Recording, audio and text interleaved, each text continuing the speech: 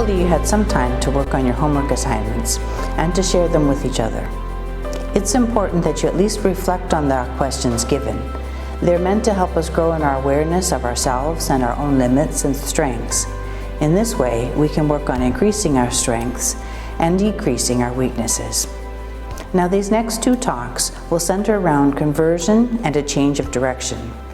For this first talk, the question to keep in mind is, what other charisms did you know of, and how did they influence you? So, a new director, Don Luigi Guinella. You may have heard of him. Don Carlo Copini, one evening in 1880, was attacked by an anti-clerical group who were angered by his stealing young girls to make them nuns. His health had always been frail, and this attack was like the final straw. Although Don Carlo didn't tell anyone about it, the attack became known after his death when they found a note written by him about it and the perpetrators.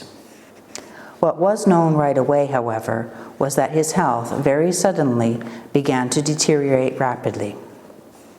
By June of 1881, he was paralyzed, and during the night between June 30th and July 1st, he breathed his last. Before he passed into eternal life, he said to his young girls, by now Marcelina was already 34 years old, who were surrounding his bed in sorrow at the pending loss, "Don't doubt that divine providence will help you and will do much more for you than I have done. After me will come another who will do much more than me." That other took some time in coming and even more time in being recognized.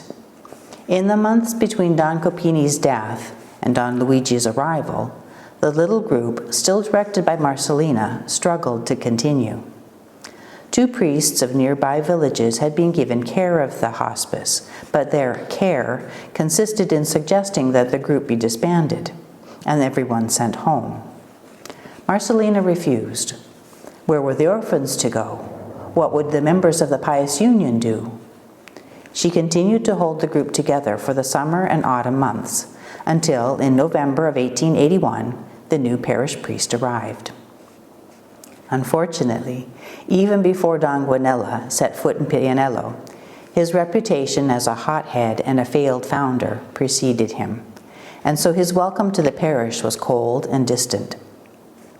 The hospice, with Marcelina as its watchful head, absolutely refused to allow him to interfere in any way, and to his credit, Don Luigi was willing to wait until Providence opened the door for him. He had learned patience from his trials and failures in Trona and Olmo.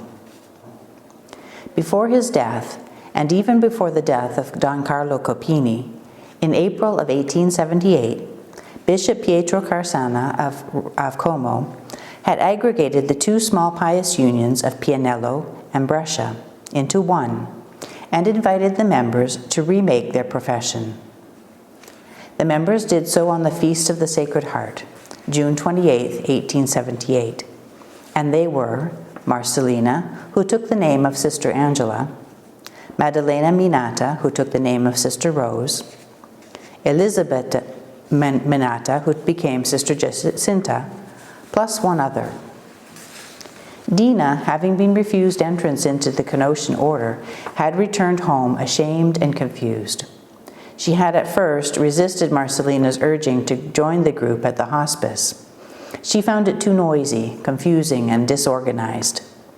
Being used to and preferring the calm quiet of the Canossian novitiate, she refused to enter. But her natural inclination to bend her will to that of her sister eventually convinced her to obedience.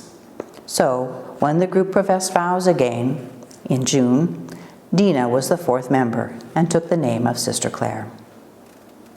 After their profession, Marcelina, now Sister Angela, and we'll refer to her as Sister Angela for a while, was again nominated superior, and Sister Clare, in her humility and respect, would from then on refer to her sister always as superior.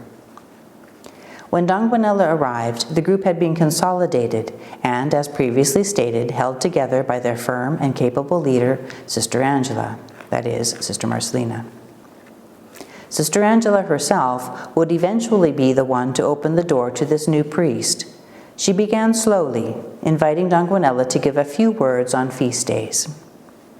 Sister Clare, listening more to his words than to the voices surrounding his reputation, began to be convinced of his holiness even before her superior's discovery of his personal asceticism.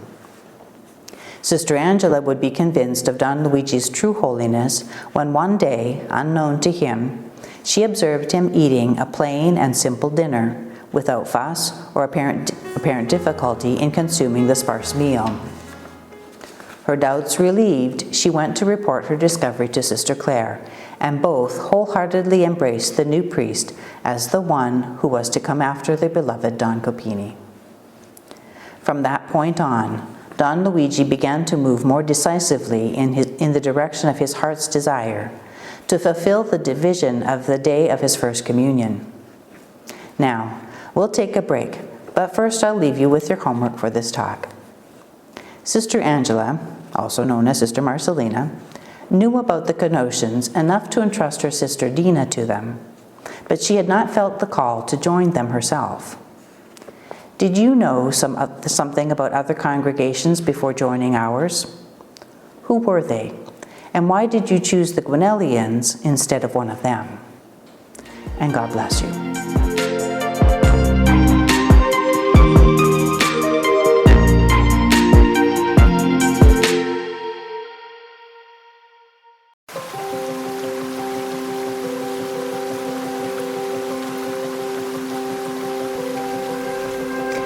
For this second talk, the question to keep in mind is this: what does it mean to you to be a Guanellian sister? A new challenge. Once Don Luigi won the hearts and trust of the Pious Union members, he began to move to expand their field of labor, much to the joy of Sister Angela. Remember, she's Sister Marcelina's, who even with Don Carlo had contemplated a much vaster field than the small village of Pianello. When Don Guanella's brother, also a parish priest, Don Lorenzo, asked for some help for his parish in Ardenno, Sister Angela and Sister Clare went back and forth with one or two others for a while. But Don Lorenzo was not as attentive to the needs of his religious as his brother was. The two sisters were happy to suffer for the love of God and neighbor, but Don Guanella was not ready to have martyrs of charity, so when he realized how poorly they were fed and cared for, he pulled them from Ardenno. However, the orphans at the hospice were beginning to stretch the ability of the home to accommodate them. In February of 1886, Sister Angela went with Father Guanella to Como to look for a new home and a sort of a main center, a mother house for his budding congregations. Father Guanella had his eyes on Como and shared his vision with Sister Angela, who agreed at first a bit hesitantly. After the failure of Ardenno, she may have begun to wonder if the voices about this failed founder might not be true. But soon she let herself be caught up in the contagious daring of this priest of the mountain, and so it was that this priest of the mountain and the woman from the lake took a trip together to Como to search for a new place to plant the roots of the new congregation. Don Guanella found a piece of terrain with a new house with land attached to it. It belonged to Mr. Beefy. In the beginning of April, he rented it, and Sister Angela had the joy of announcing to her sisters, "We're going to Como." Everyone was excited. This was, at last, the moment of providence, and their hearts expanded at the thought of spreading their work in the big city. The evening of April 6th, the first little boat from Pianello, with a ragtag group of 2 sisters, 4 orphans, and very little furniture, but a lot of faith, left for Como. Father Guanella blessed the little committee, and off they went. The following month, they would be followed by a second boatful, this time with Sister Clare, who would become the superior of the new community, while her sister, Marcelina, our Sister Angela, would stay back as head of the house of those left in Pianello. Sister Clare, as you probably know already, shortly after their arrival, began to feel ill, but she didn't let anyone know she was not well. After she gave her bed to an orphan and spent a night or two in the cold, damp attic, her illness turned into tuberculosis, and she could hide it no more. Alarmed, Sister Angela and Don Guanella recalled the sick sister back to Pianello, both hoping that the native air would help. It didn't. Sister Angela was worried and tended to her sister with the love of a mother. But tuberculosis is contagious, and soon Sister Angela caught it, and both were confined to beds nearby. Sister Clare, seeing her sister dying because of her, prayed God to take herself instead and leave Marcelina, who, she prayed, could still do some good. The Lord heard her prayer, and Sister Angela recovered, but Sister Clare did not, and on April 20th, 1887, she flew to her Lord and Savior. Sister Angela was devastated. She had lost so much more than just a sister. She had lost her best friend and a true example of holiness. But there were orphans, persons with handicaps, and elderly to care for. After Sister Clare's death, Sister Angela, in accord with Don Guanella, moved to Como. She, like Father Guanella, came to the conclusion that in order for the works to flourish, they needed autonomy. The lesson of Ardeno had been learned. The two also learned that Providence provided according to the faith of those asking. If you ask for 5 or 10, Providence will provide for 5 or 10. But not if you don't trust her. Don Guanella often repeated this. Sister Angela agreed, and her esteem and trust in Don Luigi grew. Don Guanella, and with him Sister Angela, accepted everyone.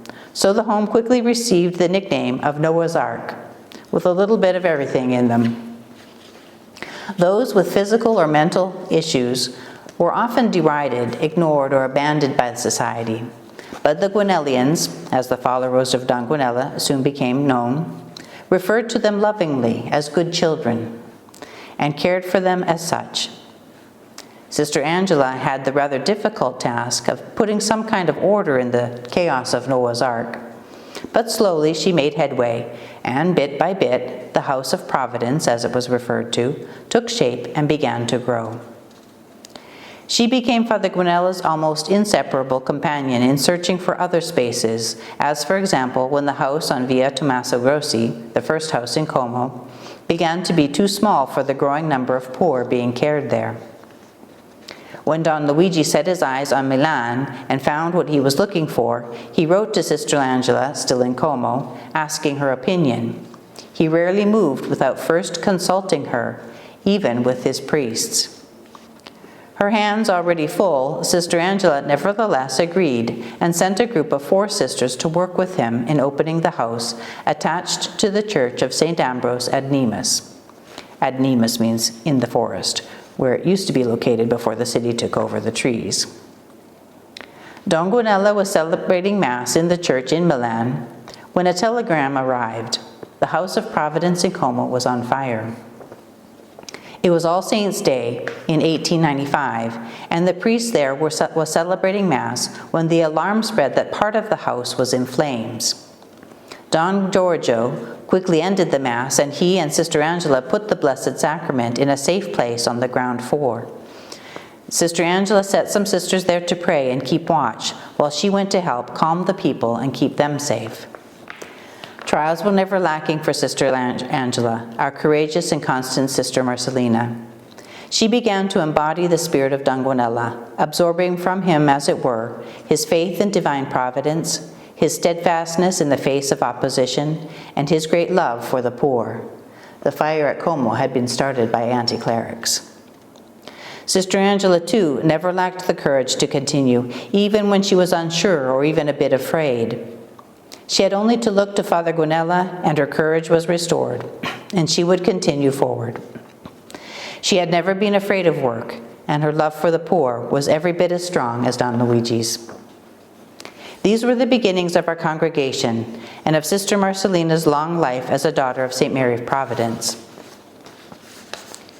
The virtues that Sister Angela, that is, Sister Marcelina, embodied are still those that are required to be able to say that one is truly a Guinellian.